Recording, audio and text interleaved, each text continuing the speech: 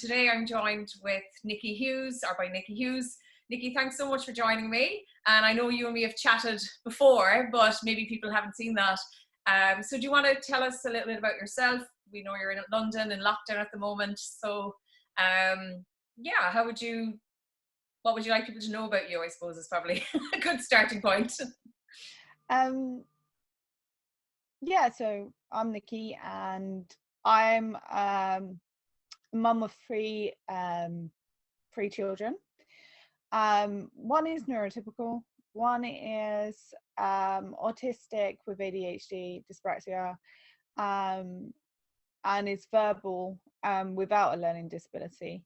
And then I have my other son who's autistic, who's nonverbal with a learning disability. So I kind of like hit all sort of categories with my children. I'm a Romani, so that's a bit of a niche thing as well, and I try to include both of my communities in sort of like my activism and sort of speaking about the issues that involve sort of being autistic and being Romani, and how sometimes the intersectionality makes things a little bit harder, I suppose, for us. So yeah, that's me.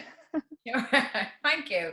And so tell us, how is lockdown treating you? Has it been? You've been in lockdown like us here, I think, since Christmas, so months now at this stage. Yes. To be honest, this last year has been really, really tough. I think the biggest, I'm in the UK, I live in London. So the biggest thing that's been the hardest for me is that I'm very used to rigid rules, and a lot of the rules have been up for interpretation. Yeah. And then it was really difficult because I was becoming highly anxious and angry with people who were not following these rules, like staying 2 meters apart. That when we were in the shops, we had stickers of where we were supposed to queue, arrows on the floor which way we were supposed to go, and that sort of like having rules, but then also chaos ensuing at the same time where people weren't following these rules. It was really hard for me to adapt. And then it's been okay, now you can come out of lockdown, now we're going into lockdown, then we're going out of lockdown, and we're going in. So it's been a very, very difficult year, and I found that like actually I had to withdraw from a lot of things, and I felt like I was just like running on backup power, because it was like I literally just had to focus on keeping us alive and surviving this rather than anything else. So everything just sort of fell to the wayside, and my mental health has been really struggling, and being stuck inside with my kids, and then fulfilling their sensory needs and mine not being met, that has been like really difficult, because I just didn't have time to self-regulate myself. Yeah. Because kids are kids, so I would be stimming with something and then suddenly it was out of my hands and they want it. So like I didn't have any sort of space to myself to self-regulate. So it's at times I felt like I didn't think I would make it through, in all honesty. Like I really felt yeah, it was really tough, and I really thought that I thought I couldn't get through it. So I'm hoping now with the rollout of vaccination that national lockdowns, especially for a long length of time, would slow down a bit. But I think as well it's just society's deep-rooted ableism like rose to the surface through this pandemic.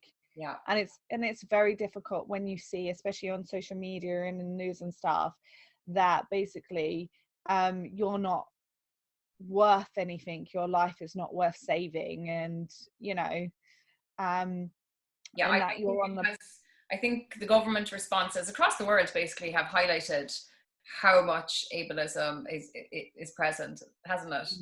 And people yeah, don't seem to think that there are disabled people reading this comments and how that might impact us or you, or you know what I mean. It's like it's just, I think it has really kind of highlighted it. I would hope that conversation that has started, because you do see a lot of people now who've taken interest in it, that it will continue, that people will take this awful experience that we've all been through as a learning experience, and kind of come out the other side and know better maybe, and do better. Yeah, it absolutely has. And so I know as well, when you're at home, I've one child, but trying to schedule that time for myself in the day is probably the hardest thing to do, because you get up and you're like, have people to feed and clothes to wash, and then schoolwork to do and whatever, and then it's like, oh, I why am I feeling this way? Oh yes, because I didn't have like 10 minutes to myself, which isn't cleaning. That's not time to myself.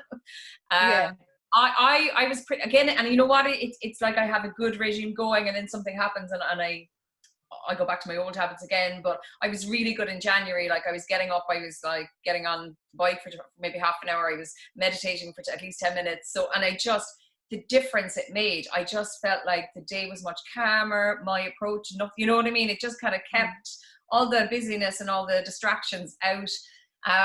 What do you do if you're trying to, if you are like when you have the time and when you make the time for yourself, Nikki, what kind of things do you do to, I suppose, to ground yourself? so for me, I really enjoy so I like compression, and I like darkness and silence, which is very difficult to have when you have kids. Like, when I was a child, my mum would find me, at the bottom of the wardrobe, and do you know what I mean? And I look back at it now as an adult, and I cringe, but I used to take tea lights up into the loft and sit in the loft. Do you know what I mean? And just sort of disappear. So for me, it's that quiet darkness, silence, and sort of like compression that really helps me to sort of self-regulate, or being out in nature. And that's the other thing with this lockdown, is that in London we have very few green spaces, and because of the amount of population compared to the acres in a green space, local green space, it means that these spaces were far more busy than they usually would have been outside of a lockdown. So now you've suddenly got loads of people in one specific area. So my sort of being able to be in nature and sort of self-regulate that, and having this space, this sort of freedom outside, was suddenly sort of also taken away from me. And I'm lucky because I live in the countryside. So, but like, that's kept me sane. Like, literally just going, I can't imagine what it would be like if I didn't have that escape. Because, it sounds like you've actually just spent like nearly all of your time at home. Yes, yeah. And as you say, you didn't have an alternative. You don't have a woods nearby you can go for a walk. Your kids can't run around. You know what I mean? That's very tough going, Nikki. Very tough. Yeah. That's what I mean. We literally, obviously we were allowed an hour's walk, like legally, but we weren't able to access the community like that. So we've literally been, and we're in like a flat as well. So it's not even like we have any outside space whatsoever. So we've literally been stuck inside with each other, 24/7, for the last 2 or 3 months. It's been really, really tough for all of us. Well, I'm just hearing that like Nikki needs a break. Nikki needs like this is the problem, because we're in it so long now that like there seemed to be light at the end of the tunnel for a while. You know, it was like, okay, great. You know, we were told, yeah, stay in, and then, you know, you can celebrate Christmas. And it was like, no, you can't celebrate Christmas. And actually now you have to also stay at home, you know, for the you know, and it's literally there. And there's no, I think that's it. There's no plan. And I know there can't be because it's not exact, but at the same time, as you say, people aren't getting alternatives. I think the communication around things has been, like, as you say, like the rules were, some made sense, some didn't, you know. Yeah, and you're going out then and you have people, you're supposed to be 2 meters apart. Some shops are set up for it, some aren't. You just feel unsafe, I think, you know. And then what's the point if you're looking to get out for a break, and then you get out and then you feel you're stressed and you're anxious because you don't feel safe. It's kind of like you have nowhere to go. Yeah, it's definitely been a catch-22 Yeah. sort of situation, because I suppose I'm very routine based, and if I don't have these routines and I don't have these specific things, my anxiety and my depression goes like rampant if I don't have these things. I don't feel safe and I don't feel secure without these routines. And to have that completely like ripped out, it's almost like ripping my spine out, you know.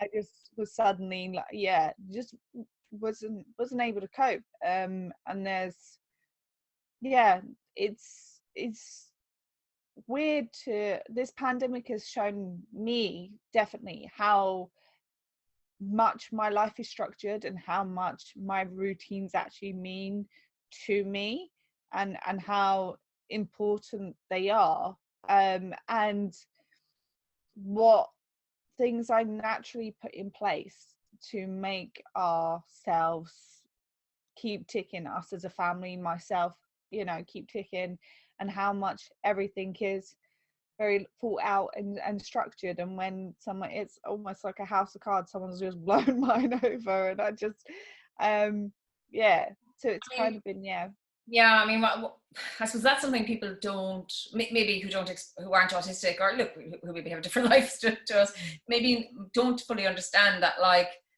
a lot of what we do, a lot of these routines, a lot of these things that we put in place for ourselves are actually to help us feel safe. You know, and when that's taken away and there's no alternative kind of in place, then you're just going to feel really, really vulnerable. I think feeling, you know, keeping yourself safe and feeling safe as an autistic woman is probably a big issue for a lot of us. You know, I mean, what would you, you know, I suppose being in lockdown as well has flagged up a lot of things around like domestic violence for people who actually have no escape. I know you were talking about this recently on social media. It just does seem to be a big problem that probably isn't getting highlighted enough, I think.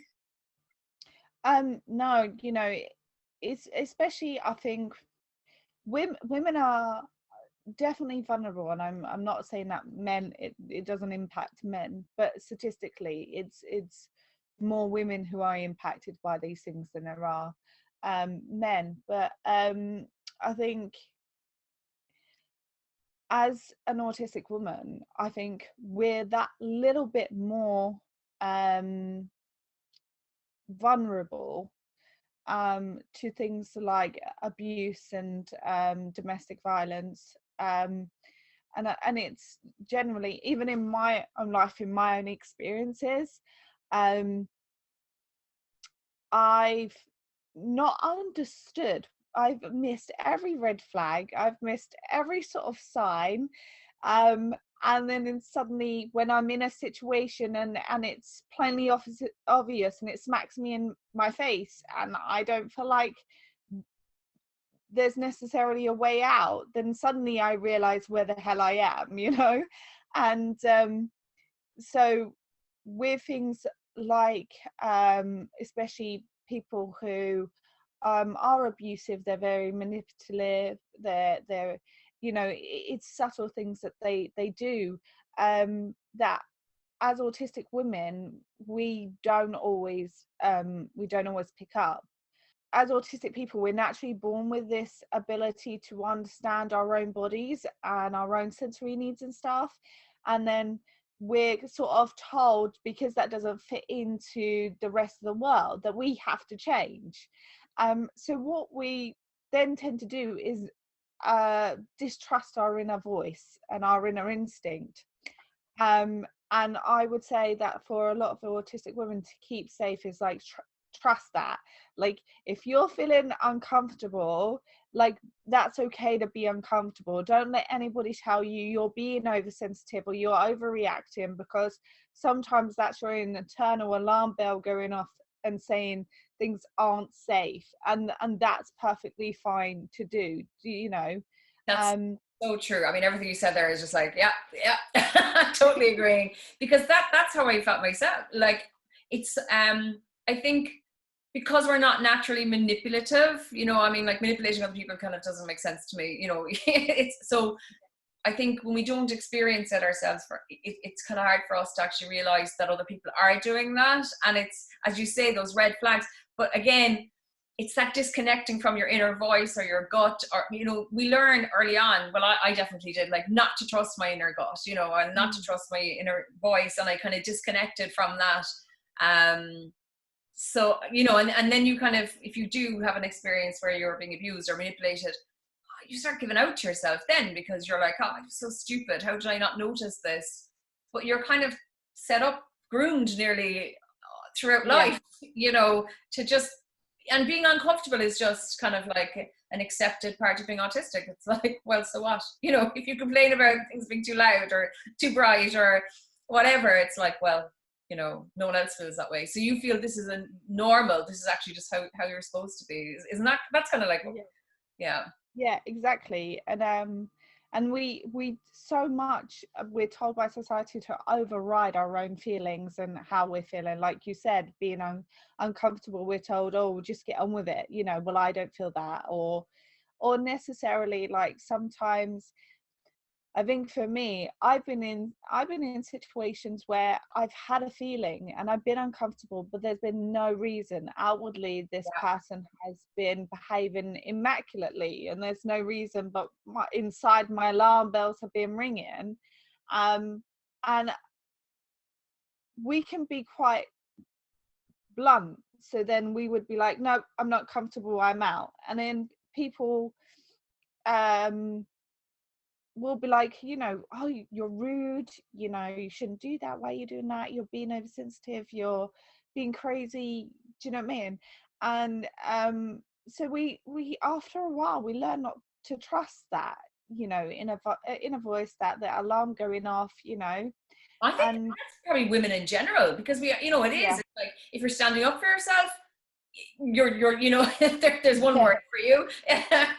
You know, it's like, if you're showing emotion, you know, you're being dramatic or hysterical, you know, it's like, we can never just, you know, kind of put our needs forward and articulate them in a way, you know, that's kind of seen as acceptable. I think there's way too much around the way women, you know, our reactions to things anyway, isn't it? Like, you know, I mean, and it starts as young, when we're young girls. Neurotypical people have certain social structures and things that they say. So it's like, for the one example that's popped into my mind, like, it's like, you see it, I was like, do you want to come up for coffee, wink wink. You know, and autistic people will sit there and go, you know what, I could do with some coffee, let's go and have some coffee, and they expect coffee. And the neurotypical is expecting something else. So, and then it's like,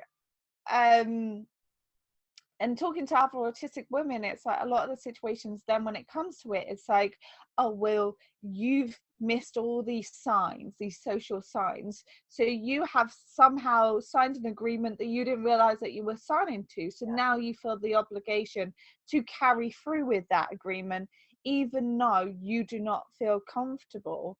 And because we're told that it, like you said, from a young age, we're told that when we make a social faux pas, that is our fault. So then when we're in that situation, we go, oh, well, we've made the faux pas, so, you know, we can't necessarily say no and back out of this now. We're going to have to go through with it because we're the ones who made the mistake.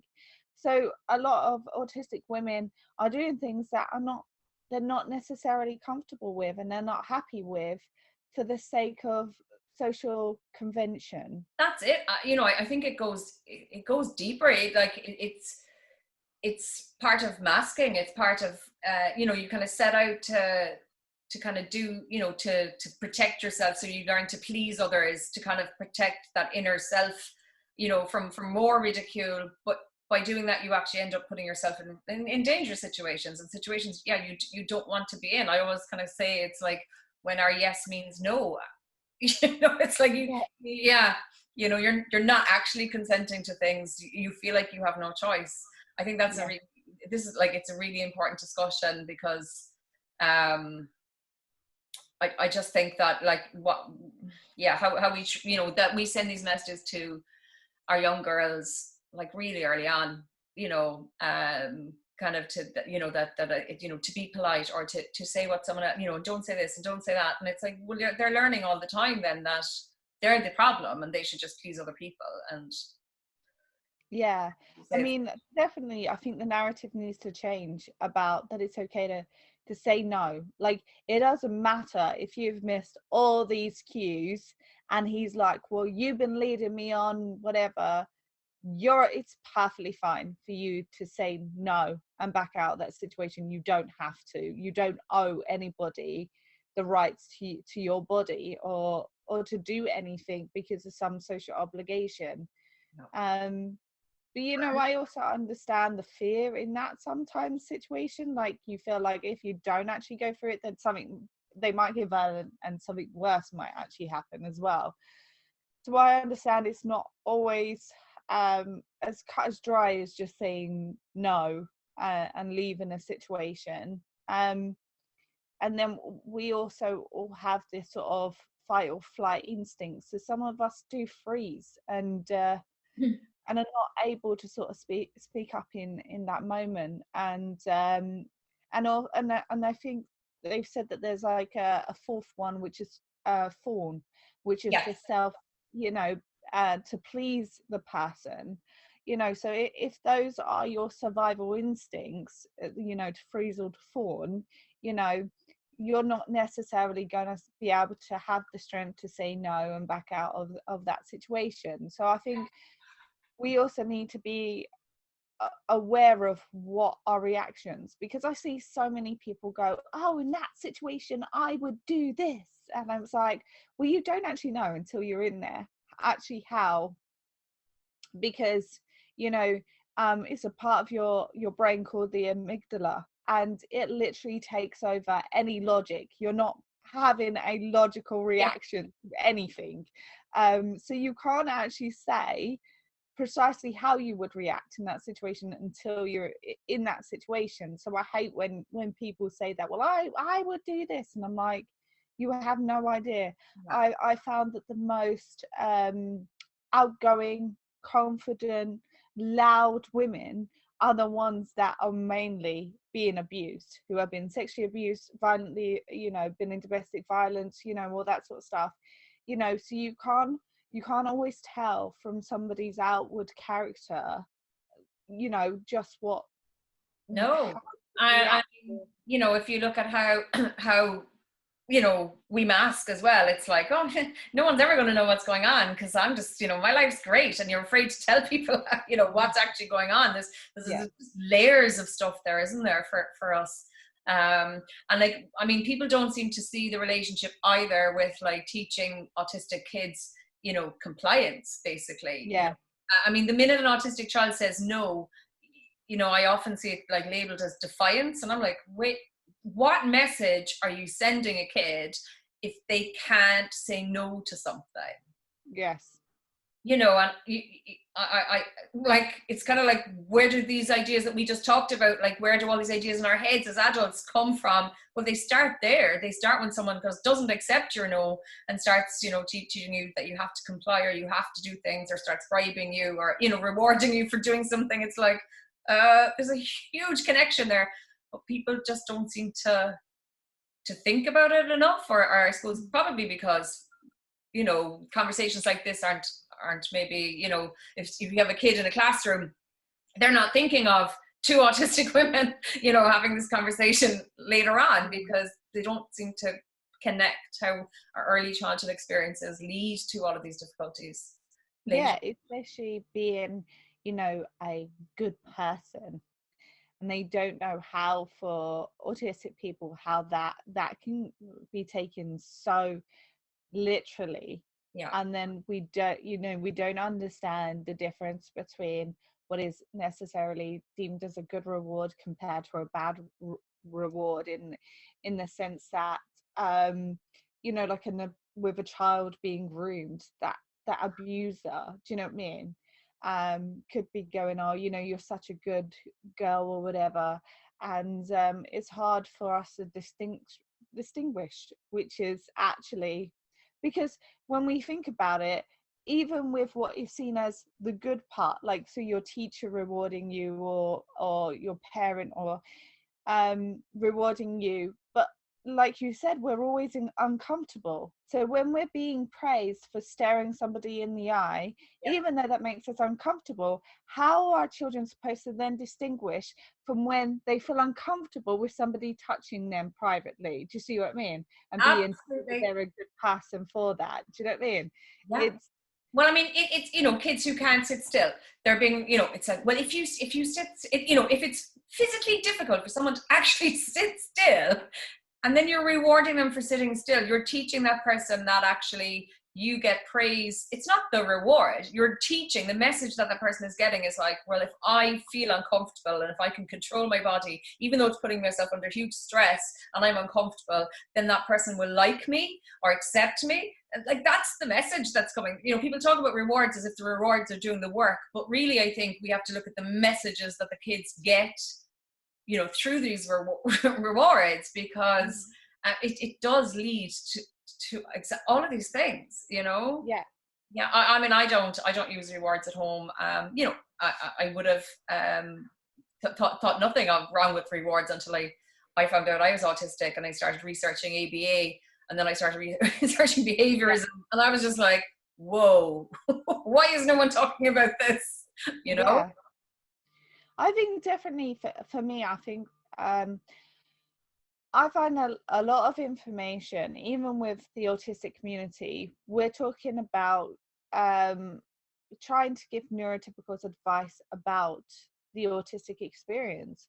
But a big thing that we're missing out of is advice from autistic adults to autistic children about the nitty gritties of life, which is sometimes like, how do you um do routines and deal with bills and stress and changes in routine, and because life is up and down and nothing's actually, you know, and you have that responsibility as an adult. You can't just check out of life like that, almost that as a kid you have that freedom to. um and talking about sex and relationships, and I think as autistic adults, you know, it reminded me of an experience that I had in the summer. So I was taking my kids to a local theme park, and here in the UK, we have the sunflower lanyard, which is a Yes. symbol of needing extra support. So I'm wearing my sunflower lanyard on the bus to the theme park, and there's this girl, and she's wearing a sunflower lanyard, and she spots that I'm wearing one, and she says, "Oh, you're wearing the lanyard?" And I said, "Yeah, I am." And she's like, "Oh, why are you wearing the lanyard?" And I said, "Because I'm autistic." And she said, "Oh, I'm autistic too." And she said, "Is this your husband? Are these your children?" I was like, "Yes, this is my husband."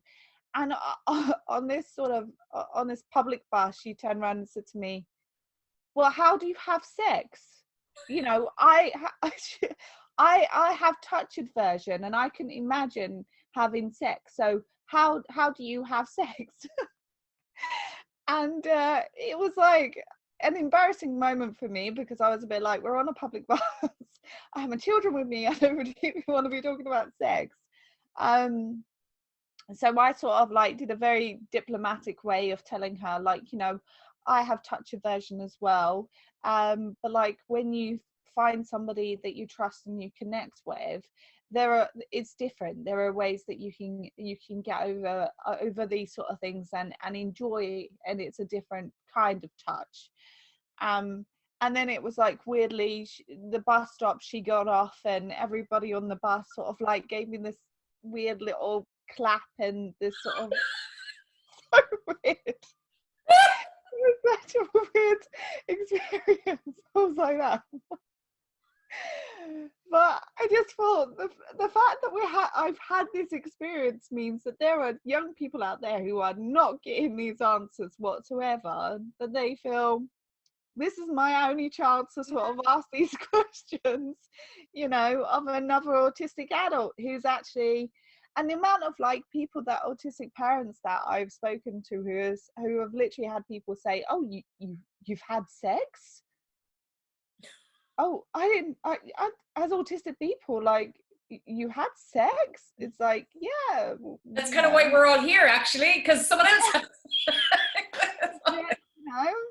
And it's that definitely, that needs to be talked about in, especially for young autistic people, is when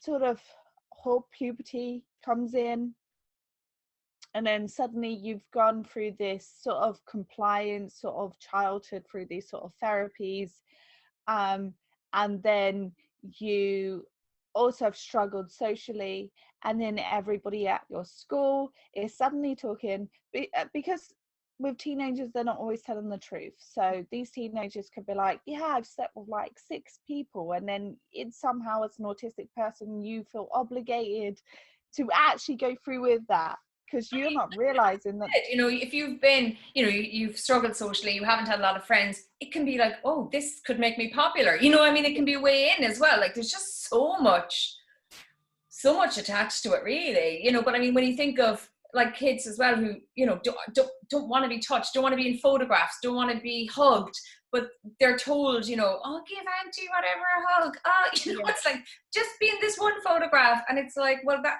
we're teaching kids that your consent doesn't matter. yes, yeah. Then you have a teen whose consent doesn't matter, who's totally confused about like what all of these things. Yeah. Yes, yeah. I mean, for me, I mean, I was at the time, I didn't know that I was autistic because late diagnosed, but for me, definitely having some sort of roadmap through my teenage years would have been great, in all honesty. I feel like I would have probably avoided a lot of situations if I had been given advice, but it's almost like we have, especially from neurotypical parents of, I wouldn't just say autistic, but disabled children, is this notion of like them actually growing up and having sex and whatever, and having these real life events and things, you know. They're like, no, it's almost this Peter Pan sort of, no, you know, we're forever young, and they can't seem to distinguish that what we sensory like might be deemed as baby toys or childish, for our sensory needs, but that we're still our chronological age, and we're still, you know, adults or teenagers who are going through everything else that a teenager is. And there's, yeah, this is this notion, you know, Yeah. we'll want to drink, we might try smoking, we might try drugs, we might be having sex, do you know what I mean? And For me, a lot of the discussions around having disabled children, we actually should be looking at how we support the support network and how that's fallen through. But I think that's the changes that we've made in our society, definitely here as well. Would you see differences in, like, say, Romani culture to, I don't know, non-Romani culture around family and around support? You know, is that? oh, definitely. I think that I definitely think in like certain cultures having, because it's not just Romani culture, but a lot of POC cultures are around that, having that family element, that support element around. Whereas like, you know, other cultures, it can be very much that families are sort of left and social care is their only sort of support, when there isn't any family around. And definitely I think that social care needs a whole lot of work doing to it, because I think if I became elderly and all I had as an option for my children to be supported would be social care, I would be frightened. The person gets lost, I think, in the system a lot of the time, don't they? Yes, yeah, definitely. Yeah. Well, look, hopefully things are going to open up and brighten up. We can only Yes. hope. It just sounds like you've had a tough year, to be honest, Nikki. You know. Yeah. Yeah. I have, but you know, I feel like I'm coming out of the other side of it, and hopefully, you know, as you said, the sun starts shining. We're able to get out and improve our mood, and we're coming out of lockdown, things start improving. So hopefully, everybody will be back to traveling, going to other places, so I can go back to my outside space. Brilliant. Well, it's fantastic that you're still laughing and smiling. So thank you so much for taking the time to chat today, Nikki. Thanks a million. I meant to mention, and you also have, if people do want to know more about you, I know you're on Facebook. Do you want to give people your details, actually? Yeah, so on Facebook, I have a Facebook page called Autistic Life in Motion. And on Instagram, I'm also at Autistic Life in Motion. But my social media has been dead at the moment because I've been working to just survive. Yeah. I've not been very active recently, but yeah, I'm hoping as things start to improve that I'll be back on social media. Brilliant. Great. Well, if anyone wants to find Nikki, you can find her on Autistic Life in Motion. Am I right? Yeah. Yeah. Facebook and Instagram. Again, thanks so much for talking to me today, and for sharing all of that with us, Nikki. Thanks a million.